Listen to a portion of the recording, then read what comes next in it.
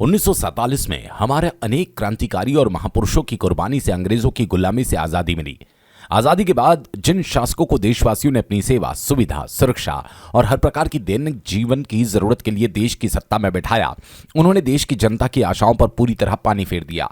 आजादी से लेकर अब तक जनता को अनेक समस्या और परेशानी का सामना करना पड़ा। जिन क्रांतिकारी महापुरुषों ने देशवासियों को आजादी दिलाई, अगर वो आज होते तो उन्हें बहुत पछतावा होता कि हमने अपना बलिदान देकर किन भ्रष्टाचारी, अत्याचारी, झूठे, फरेबी लोगों को सत्ता में बैठने का मौका दिया। ज्यादा अफसोस तो महात्मा गांधी, जिन्होंने हमें लोकतंत्र दिया, और डॉक्टर बाबा साहेब आंबेडकर, जिन्होंने हमें संविधान देकर सभी देशवासियों को जीने का साधन और अधिकार दिए। यही लोकतंत्र और संविधान खत्म होता नजर आ रहा है। आजादी के बाद की शुरुआती दौर कुछ ठीक रहा, पर जैसे जैसे कुछ भ्रष्टाचारी शासक सत्ता में आने लगे, वैसे वैसे देशवासियों को हर जरूरत की समस्याओं का सामना करना पड़ा।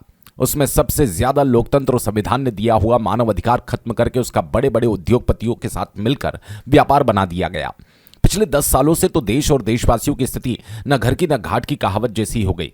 इन 10 सालों से जो लोग सत्ता में बैठे हैं, उन्होंने कई झूठे वादे करके जनता के साथ धोखाधड़ी की। सत्ता में आते ही उन्होंने सभी सरकारी विभाग जिसके द्वारा जनता को सेवा सुविधा उपलब्ध कराई जाती थी, उसका निजीकरण करके अंबानी और अडानी जैसे बड़े उद्योगपतियों के हाथ बेच दिया।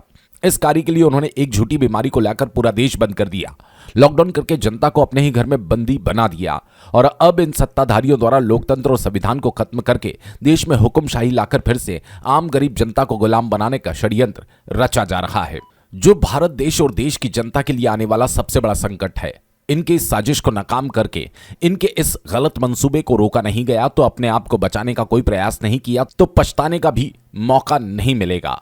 और ये सभी देशवासियों की भलाई के लिए बहुत जरूरी है, वरना अंग्रेजों से भी ज्यादा अन्याय, अत्याचार का सामना करना पड़ सकता है। और इसी षड्यंत्र को रोककर लोकतंत्र, संविधान और मानव अधिकार की रक्षा करके आने वाली हुक्मशाही और संभावित गुलामी से बचाने और आम गरीब जनता को महंगाई, बेरोजगारी, भ्रष्टाचार, निजीकरण, अन्याय, अत्याचार, समस्या, परेशानी के खिलाफ भारतीय राष्ट्रवादी पार्टी के राष्ट्रीय प्रधान, महासचिव, मानव अधिकार संरक्षण समिति सहित कई सामाजिक संगठन के राष्ट्रीय अध्यक्ष, संपादक, पत्रकार, राष्ट्रीय समाज सेवक, बहुप्रतिभावान, देशभक्त और मानव अधिकार योद्धा डॉक्टर भगवान भाई दाठिया अपने सहयोगियों के साथ मिलकर जन जागृति अभियान, इस जनहितकारी कार्यक्रम के आयोजन का आरंभ लोकतंत्र के जनक महात्मा गांधी, इनके अहमदाबाद स्थित साबरमती आश्रम, और भारतीय संविधान के रचयिता डॉक्टर बाबा साहेब आंबेडकर, इनके मुंबई स्थित दादर के चैत्य भूमि में जाकर उनका आशीर्वाद लेकर फिर एक क्रांति के ऐलान जंग की घोषणा की और देशवासियों से इस जन जागृति अभियान में शामिल होकर सहयोग करने की अपील की। लेकिन आज देश और सभी राज्यों में जिस प्रकार की राजनीति चल रही है, उसे देखते हुए जनता कितना सहयोग करती है और यह अभियान कितना कामयाब होता है, यह आने वाला समय ही बताएगा। त्रिभुवन भारतीय की देश हित में न्यूज इंडिया के लिए एक विशेष रिपोर्ट।